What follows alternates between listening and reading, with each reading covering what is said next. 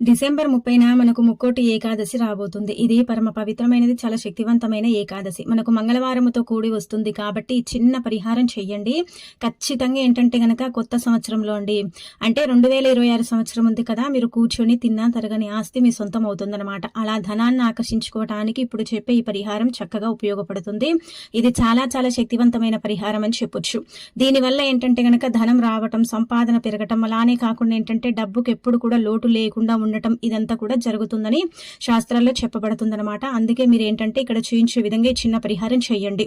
ఏకాదశి అంటే మనం ఏంటంటే గనక ఈ రోజు ఉదయాన్నే లేవటం, ఉపవాసం అంటే నిష్ట నియమాలతో స్వామివారిని పూజించుకోవటం, ఉపవాసం ఉండటం, అలానే కాకుండా ఆలయానికి వెళ్ళటం, ఉత్తర ద్వార దర్శనం చేసుకోవటం, ఇదంతా కూడా మనం చేస్తూ ఉంటాం. ఏకాదశి మంగళవారంతో వచ్చింది కాబట్టి ఈ చిన్న పరిహారం మీ జీవితాన్ని మార్చేస్తుంది. కొత్త సంవత్సరంలో ఏంటంటే గనక మీ సంపాదనను పెంచుతుంది అని చెప్పొచ్చు. అందుకే ఏం చేయండి అంటే గనక ఇక్కడ చూపించే